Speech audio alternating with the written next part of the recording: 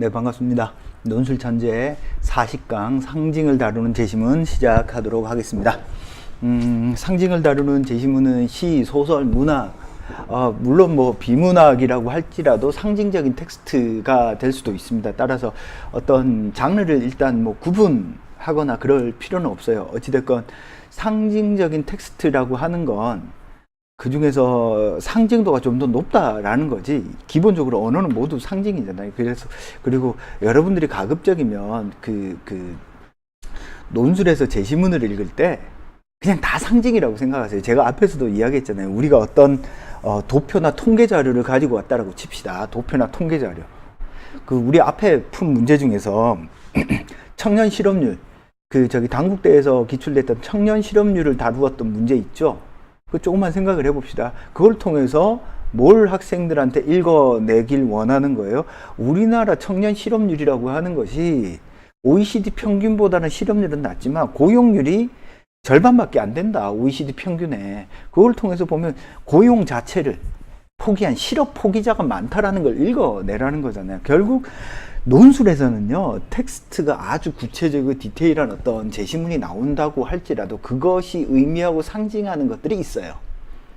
즉 도표, 그래프, 통계가 나오더라도 도표, 그래프, 통계는 뭐다? 우리 현실을 압축적으로 보여주는 데이터화된, 수치화된 상징이다라고 읽는 게 차라리 낫습니다. 그러니까 읽어야 돼요. 이것이 현실에 무엇을 상징할까? 이 도표나 그래프 통계가 현실에 무엇을 상징할까? 기본적으로 얘기했잖아요. 언어는 기본적으로 상징입니다. 여러분들이 독해력을 키우려면, 그리고 이 모든 과정들이 제가 이야기했잖아요. 논술은 크게 두 가지인데, 여러분들이 자신감 있게 용기를 내는 거고, 용기를 내서 자기가 하고 싶은 말을 하는 거고, 두 번째, 그 과정에서 세상 사람들과 충분히 공감할 수 있는 능력이 있는지 없는지를 보고 싶은 게 논술 시험이에요.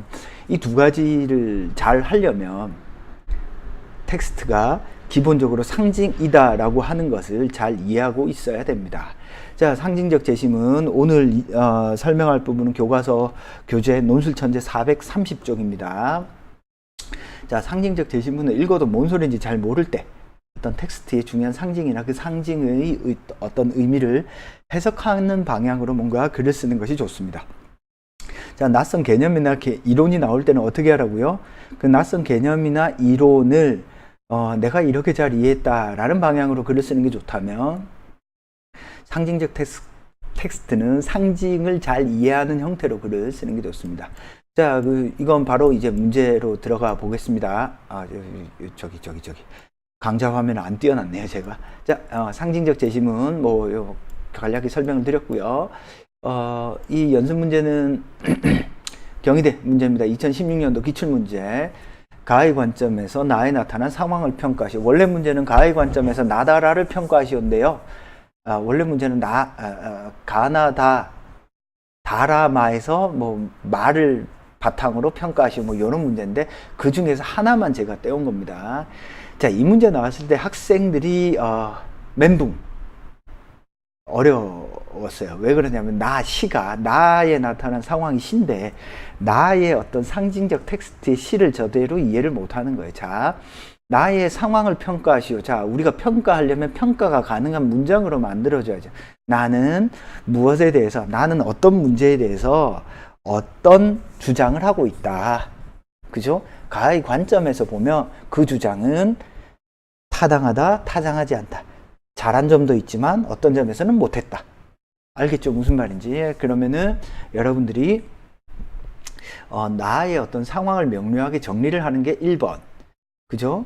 그걸 통해서 가의 무엇을 가지고 나를 두들겨 팼을 때 그것이 어떤 점이 좋고 어떤 점이 나쁜지가 명확하게 드러나야 되겠네요. 그래서 보시면은 나가 이렇게 시입니다. 시.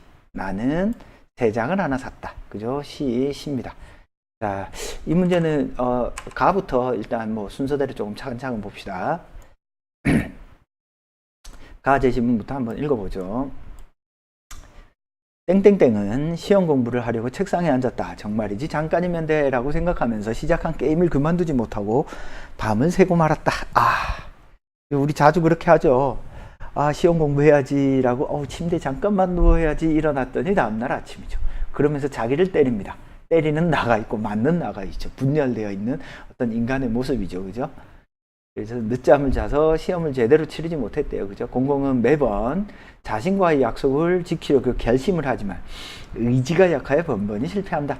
그래서 가의 땡땡이는 의지가 약한 친구네요. 그죠? 뭐 우리 많은 학생들이 그렇죠. 특히 남학생들. 저희 제 아들이 첫째가 이제 중3인데요. 게임과 즐거운 인생을 보내고 있습니다. 뭐 크게 야단은 치지는 않습니다. 근데 이제 자기 인생에 대해서, 자기 선택에 대해서 저는 이제 가급적이면 스스로 책임을 지게 하는 형태라 꼭 대학을 가든 안 가든 자기 선택에 어찌됐건 책임을 지면 그 행위는 정당한 행위인 것 같아요. 자, 조금 더 보겠습니다. 이처럼 본인은 원하지 않으나 이미 게임에 중독되어 스스로 벗어날 수 없는 경우 그에게 게임을 못하게 하는 것은 그의 행동을 제한하는 것이지만 그의 자율성을 훼손하는 것은 아니다. 오히려 그가 자신의 합리성을 침해하는 욕구나 충동으로부터 자유로운 상태에서 자신의 의지에 따른 행위를 할 수 있는 자율성을 발휘하도록 돕는다. 그러니까 게임에 중독되어 있으면 어때요? 벗어나지를 못하잖아. 따라서 그의 행동을 제한하는 것은 자율성을 훼손하는 게 아니죠. 예를 들어서 이런 겁니다.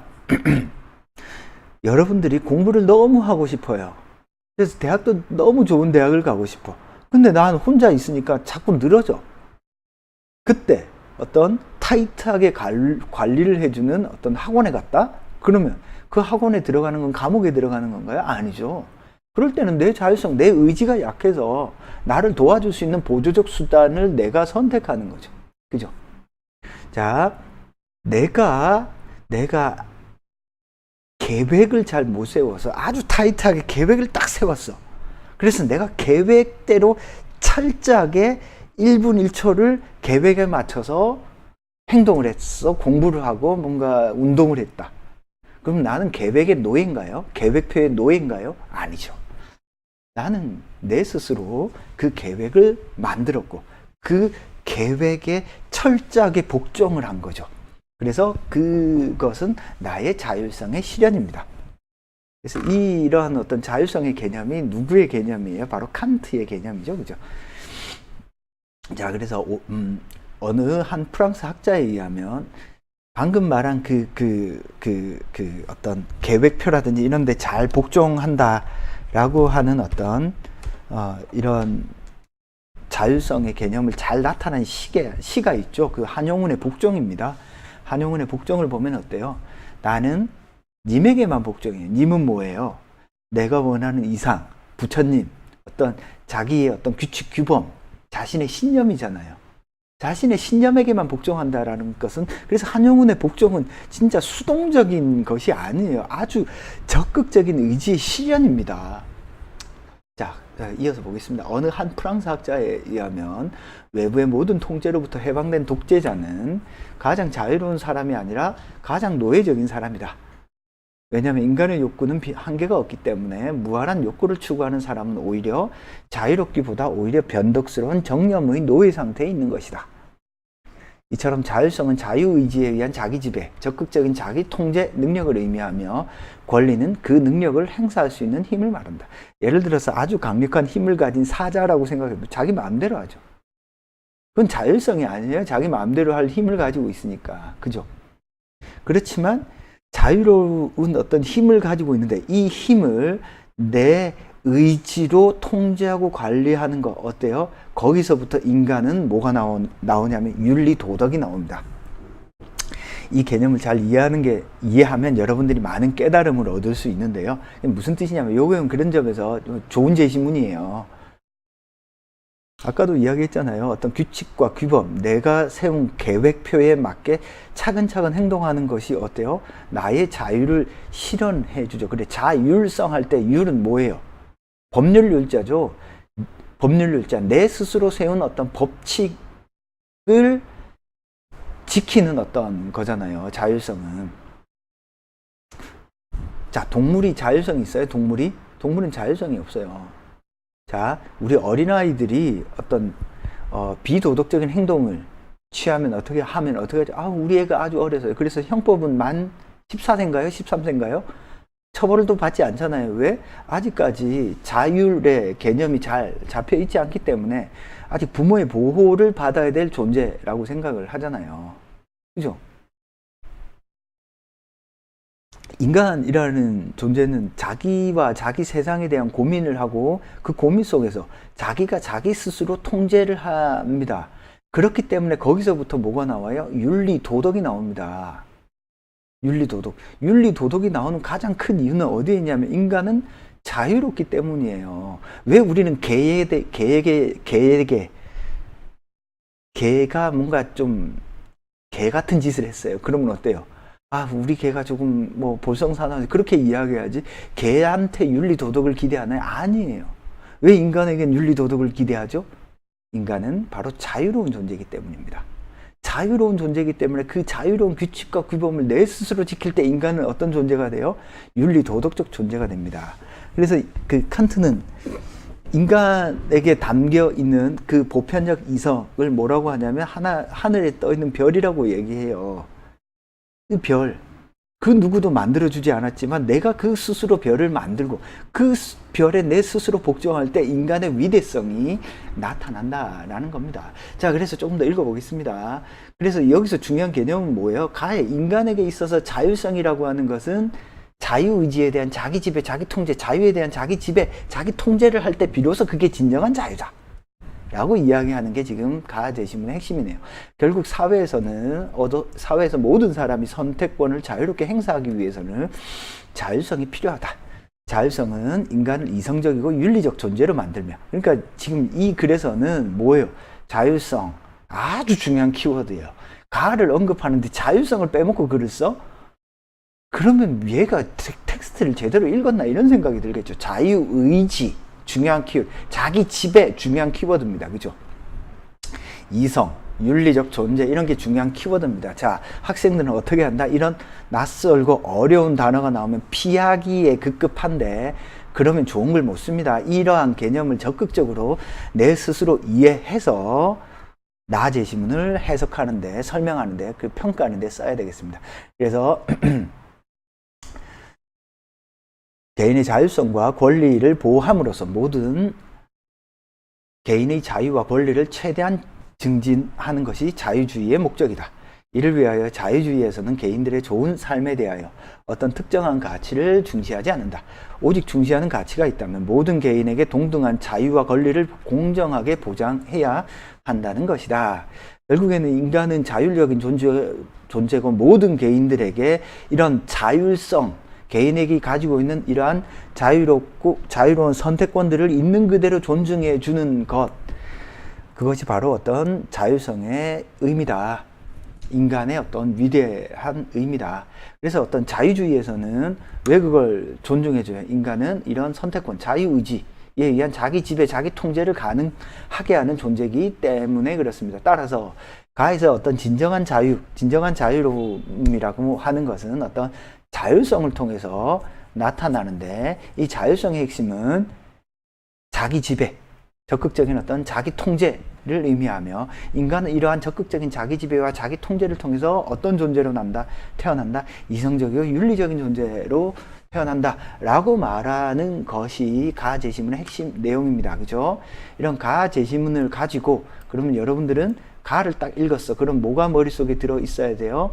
자기 지배, 자율성, 자기 통제, 어떤 이성, 윤리적 존재로서의 어떤 인간, 이런 것들이 여러분들의 머릿속에 콕 박혀 있어야 돼요. 그러면은 가에서 찾은 그 개념을 가지고서 어떻게 해야 돼요? 나를 읽는 거예요. 나에는 그러한 자율성, 자기 지배, 혹은 윤리 도덕적 이성적 인간으로서의 모습이 나타나 있나 나타나 있지 않나를 따지면서 평가를 하는 거지. 자유로운 존재로서의 어떤 자기 지배가 나의 시에 나타나 있는지 없는지를 찾아보면 되잖아요. 그러면 있으면 나에서는 그게 있으니까 좋은 거야, 잘한 거야 라고 평가하면 되고, 없으면 없다라고 평가하면 되죠. 자, 그래서 나를 읽어보겠습니다. 자, 나 제시문 조금 시니까 꼼꼼하게 조금 제가 시의 해설을 조금 일일이 넣어놨어요. 자, 시를 읽으면서 조금 설명하도록 하겠습니다. 나는 세 장을 샀다. 세 장. 나는 세 장을 샀다. 이 세 장 뭐지? 화잖아요. 나는 화자고 세장. 시에서 시를 읽는 방법은 시어예요. 시어. 뭔가 낯선 시어는 모두 상징입니다. 궁극적으로 의미하는 바가 있어요. 그 궁극적으로 의미하는 것은 긍정적 의미이거나 부정적 의미일 경우가 많죠. 자, 세 장을 하나 샀습니다. 그것은 가죽으로 만든 것이다. 세 장을 가죽으로 만들었대요. 그 세 장은 뭐예요? 세 장은 새를 가두는 거잖아. 나는 새지. 가죽으로 만든 새. 날뛰는 내 발을 집어넣기 위한 작은 감옥. 그러니까 나라는 존재는 막 이리저리 날뛰는 자유로운 존재인데, 가죽 신발, 작은 감옥, 신발이죠, 신발. 신발을 딱 신으면서 어떻게 한 거예요? 나는 거기에서 어떤 일정한 어떤 규칙, 규범 속에 이제 나를 넣은 거네요. 그죠? 그래서 세 장은 새를 구속하고 가두는 거죠. 그죠? 따라서 이 세 장은 가죽으로 만들었다. 가죽은 감옥이었다. 뭐예요? 나를 구속하고 가두는 어떤 틀이라고 보면 되겠습니다. 윤리, 도덕, 규범, 규칙, 규율 혹은 자기 지배, 자기 통제라고도 읽을 수 있겠네요. 처음 그것은 발에 너무 컸다. 이 말은 무슨 뜻이에요? 나는 작고 규칙과 규범은 컸다. 나는 그 속에서 큰 어려움을 경험하지 않았다라는 뜻이죠. 그래서 한동안 덜그럭거리는 감옥을 끌고 다녀야 됐다. 자, 그래서 새가 날 때 구두를 한동안 덜그럭거리는 감옥을 끌고 다녀야 했으니 감옥은 작아져야 한다. 그러니까 어떤 규칙과 규율이 너무 크면 있으나 마나죠. 규범은. 그죠? 그러니까 감옥은 작아지거나 내가 커지거나 둘 중에 하나입니다. 그죠? 규칙과 규범이 나한테 딱 맞거나 아니면 내가 그 규칙과 규범보다 더 큰 존재가 되거나 하죠. 새가 날 때 구두를 감추듯이. 그러니까 세 장은 결국 뭐예요? 구두죠. 날뛰는 나를 가두는 어떤 구두입니다. 세 장의 모자나 구름을 집어 넣어 본다. 세 장의 모자나 구름을 집어 넣어 본다. 세 장이라고 하는 것은 어떤 내 발을 가두는 틀인데 거기에 어때요? 새로운 어떤 규칙과 규범을 넣어 보는 겁니다. 그러나 그들은 언덕을 잇고 보리이랑을 세지 않으면 날지 않는다. 그들은 날지 않는다라는 말은 뭐예요? 그들은 세 장에 갇혀서 자유롭지 않기 때문에 뭔가 내가 만든 규칙, 규범과는 조금 어울리지 않는다는 뜻입니다. 아니면 나는 아직까지 이 모자나 구름과 어울릴 만한 나의 내공을 갖추지 못한 거죠. 세 장에 조그만 먹이통과 구멍이 있다. 먹이통과 구멍. 세 장은 닫힌 공간이 아니에요. 먹이통 구멍, 세 장은 먹이통은 먹이는 먹는 거죠. 구멍이란 뭔가요? 뭔가 배설하는 곳이죠. 그죠? 그러니까 세 장이라고 하는 것은 어떤 닫힌 공간이 아니라 그 속에서 자기만의 어떤 규칙과 규범을 만들어내고 끊임없이 세상과 상호작용을 하는 겁니다. 그러니까 어때요? 세 장 안에 뭔가 모자나 구름도 넣어보는 거죠. 나는 오늘 새 구두를 샀다. 그럼 그 이전에는 구두가 잘 안 맞았잖아.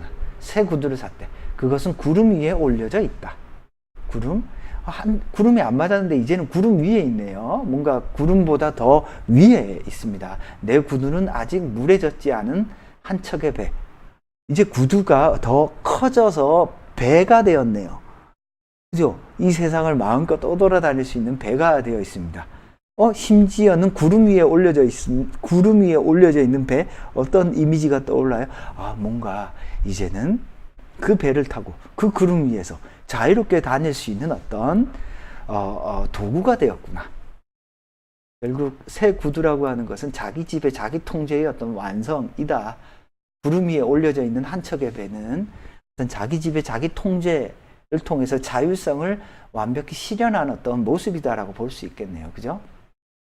한때는 속박이었고, 어때요? 야! 공부! 여러분, 공부! 어렵죠? 저도 한때는 공부가 속박이었습니다. 그렇지만 어때요? 지금 공부가 오히려 재밌어요. 책을 읽고 이런 것들이. 요즘엔 책을 너무 안 읽어서 큰일입니다.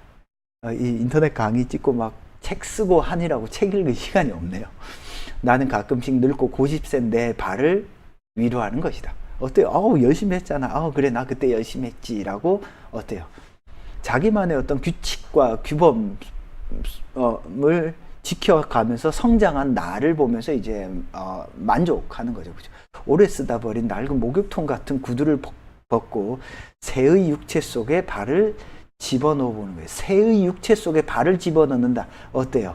새는 마음껏 날아가. 이 신발이야. 새의 육체는 새로운 신발이야. 근데 이 신발, 구두가 뭐야? 새래. 마음껏 날아가는 어떤 자율성을 실현한 것으로서의 구두입니다. 알겠죠? 그러니까 이 사람은 어떤 자기 집에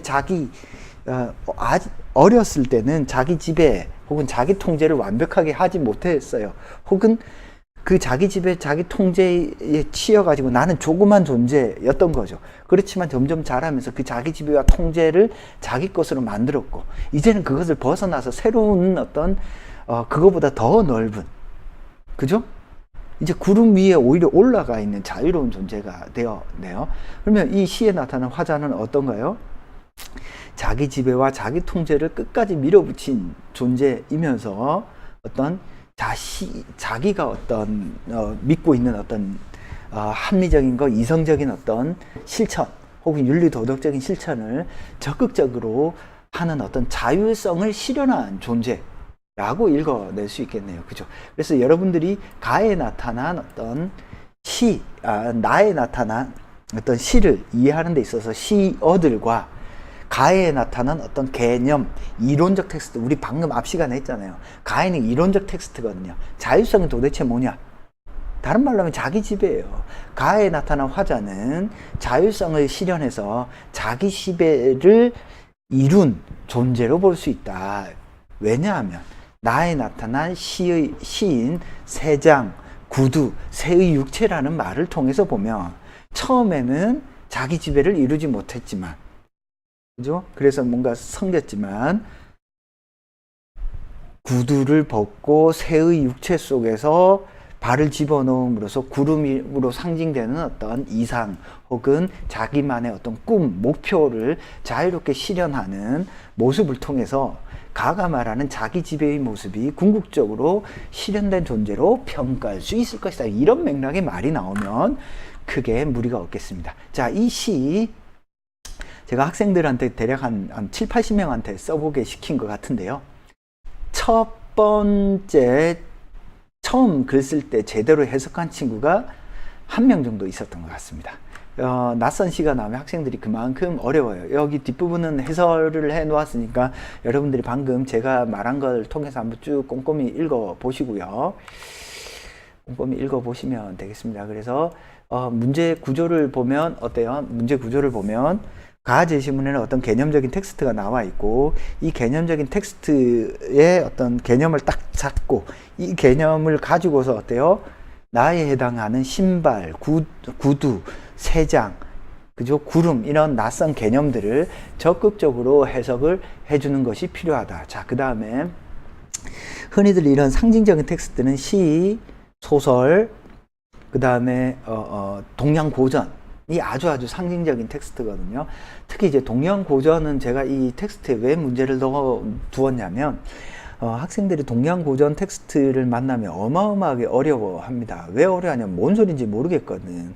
동양고전 제가 이제 대학 다닐 때 동양고전 논어라든지 장자라든지 노자라든지 이런 거 열심히 읽었어요. 저도 처음에 동양고전을 읽을 때 와, 이거 도대체 뭔 소리냐, 뜬구름 잡는 소리 아니냐라고 해서 어마어마하게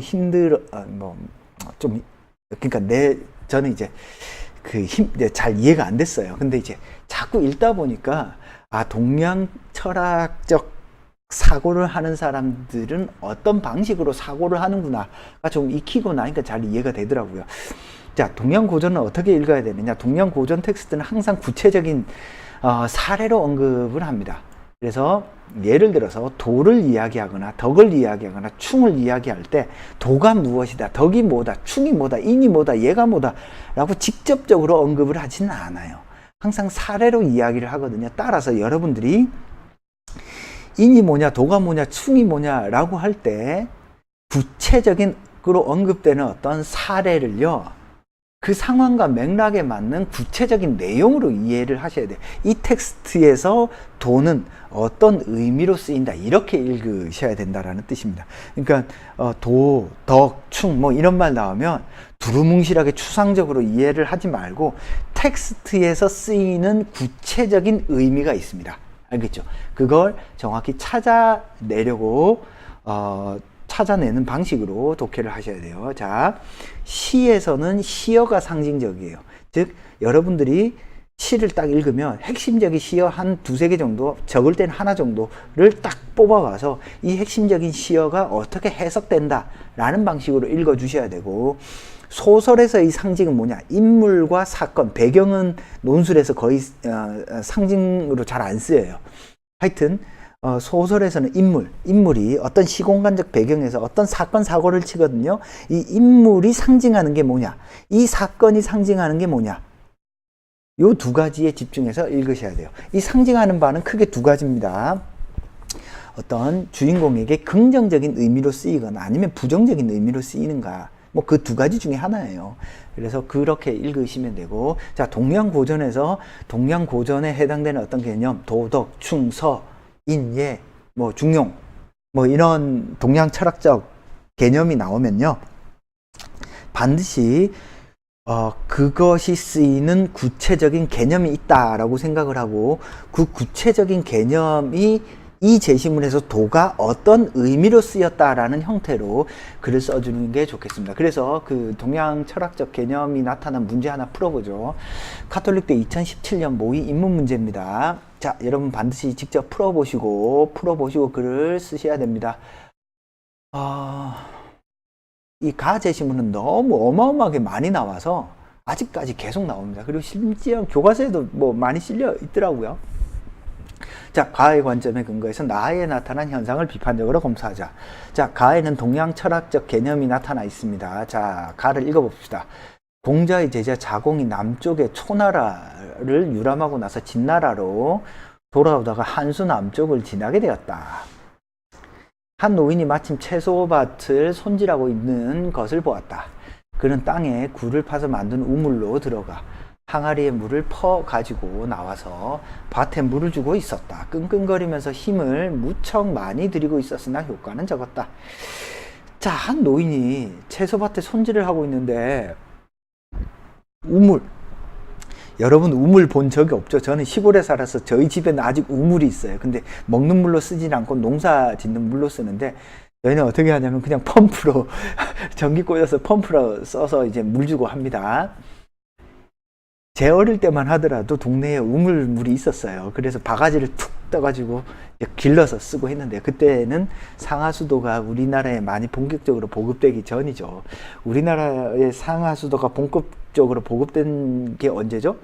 80년대 중후반입니다. 물론 80년대 초부터 보급이 되긴 했지만 그게 전국적으로 확대 이제 된 게 거의 중후반이에요. 80년대 어떤 중반 언저리부터 이제 많이 보급되기 시작했죠. 물론 뭐 그 박정희가 새마을 운동하면서 70년대부터 이제 본격적으로 진행이 됐지만 안 된 데가 여전히 많았죠. 근데 거의 대부분 상하수도 시설이 이제 8, 90%까지 올라왔던 데가 80년대 중반입니다.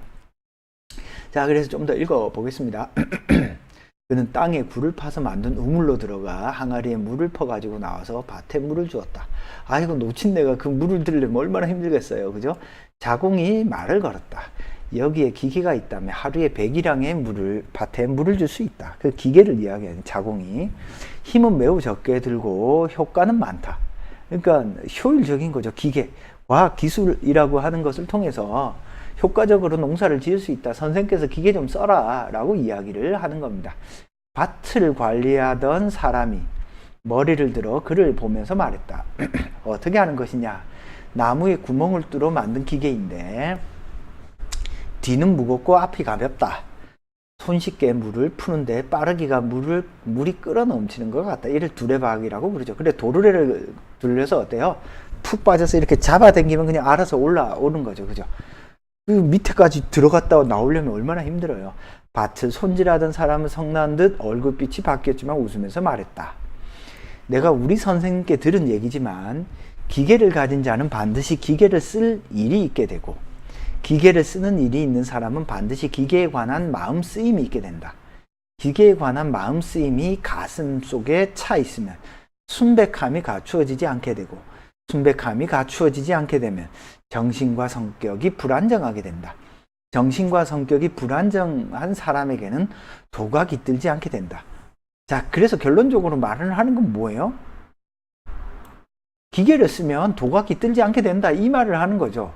그래서 하는 말이 뭔가요? 나는 알지 못해서가 아니라 부끄러워서 기계를 쓰지 않는 거다 라고 이야기를 하는 겁니다. 그죠? 그러니까 자공은 얼굴을 붉히며 부끄러워하고 몸을 굽힌 채 대답도 하지 못하였다. 자공은 왜 부끄러워하는 거야, 얘는 도대체? 자, 이 상황에서 자, 도라는 말이 나왔습니다. 어떻게 해야 돼요? 도라고 하는 것을 이 상황과 맥락 속에서 구체적으로 이해를 하셔야 됩니다. 도라고 하는 건 뭘까요?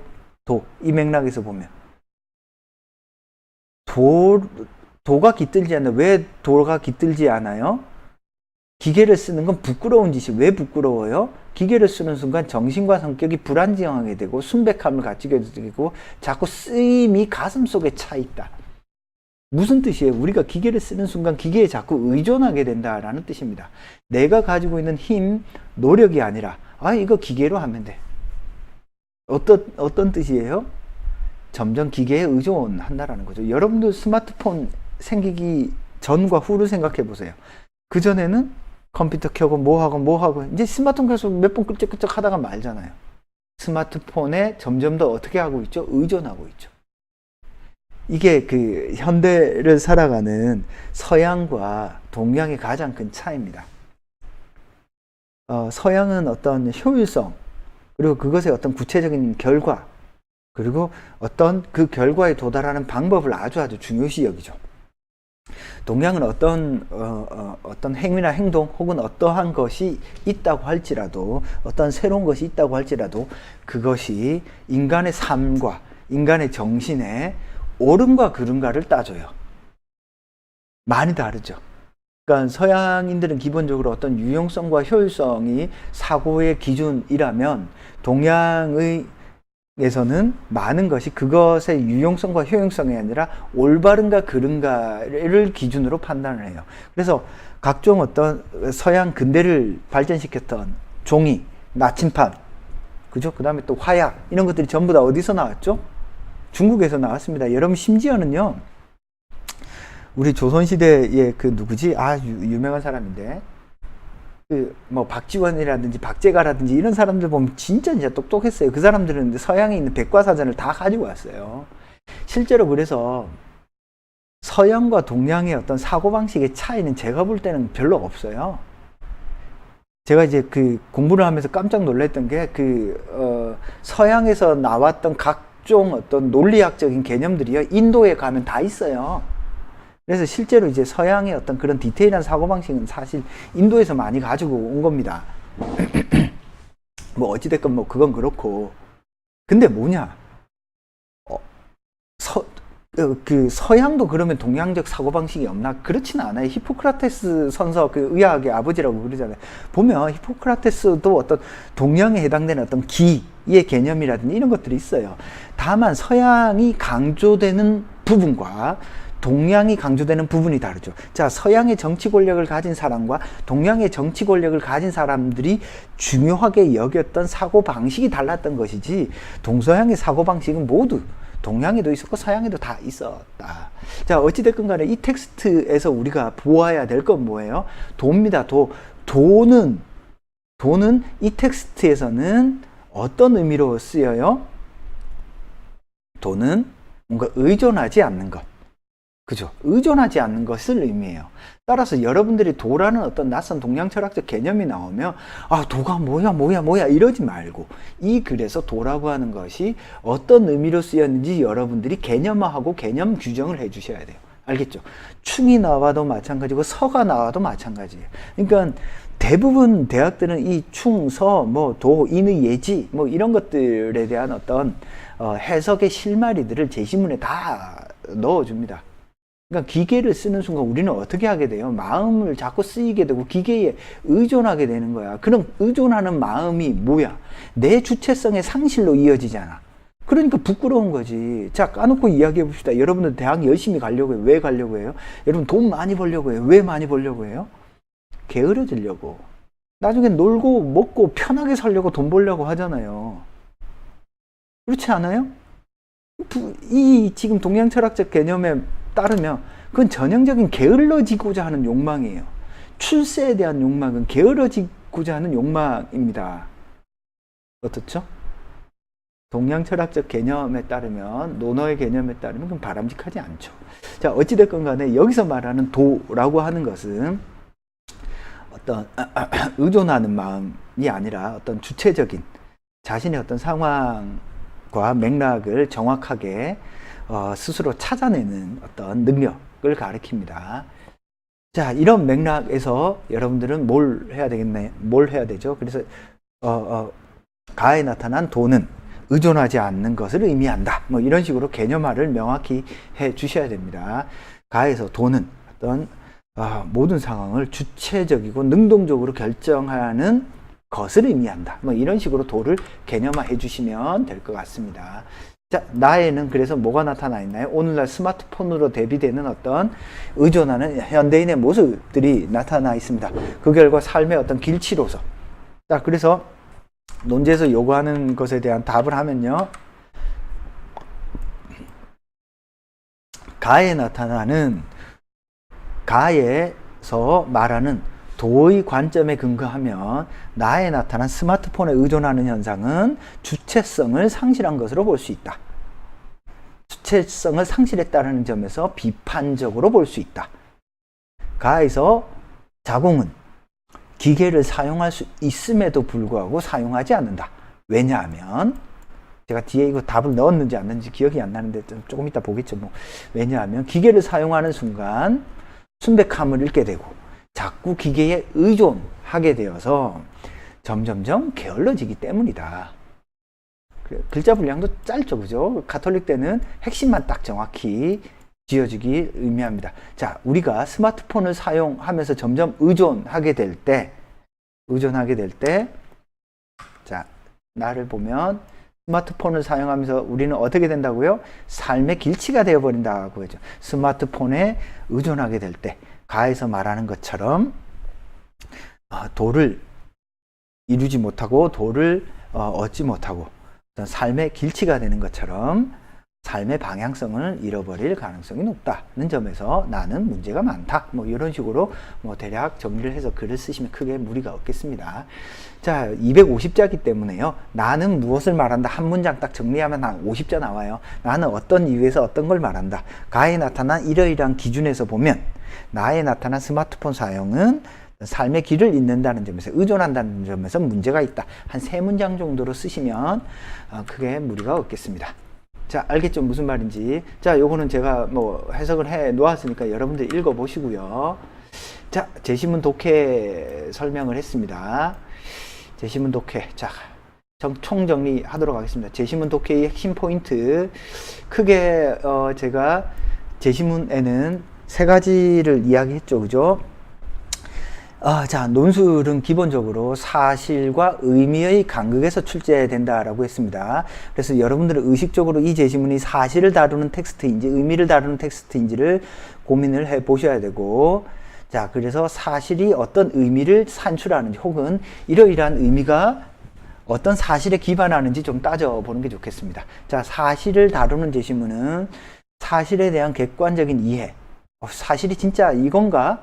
그 사실이 발생한 원인, 그것이 우리 현실에 어떤 의미를 시사하는지 그 사실에 대한 이해와 원인과 의미를 따져보셔야 되고, 대표적으로 사실을 다루는 제시문인 어떤 도표나 그래프가 나오면 XY축의 의미와 수치의 차이가를 통해서 이 도표 그래프가 전체적으로 어떤 의미를 가지는지, 이 도표 그래프가 현실에 어떤 것을 상징하는지를 여러분들이 보여주면서 글을 쓰는 게 좋습니다.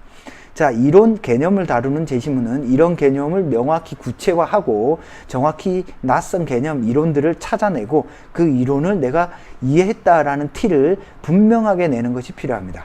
자, 상징적 제시문은 시에서는 시어, 소설에서는 인물 사건, 동양고전에서는 동양고전에서 자주 나오는 인의, 예지, 도, 뭐 충서와 같은 이런 개념들이 실제적으로 그 제시문 안에서 어떻게 어떤 의미를 가지는지 구체적으로 해석해 주는 게 필요합니다.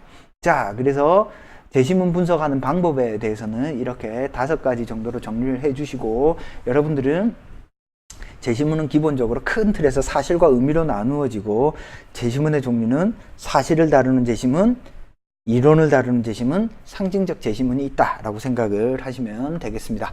자, 궁금한 사항은 논법.com으로 질문을 남기시고요. 궁금한 사항은 1661-5143으로 전화 주시면 자세히 제가 답을 드리도록 하겠습니다. 자, 논술 천재 상징을 다루는 제시문 오늘 설명드렸습니다. 여기까지 하도록 하겠습니다. 감사합니다.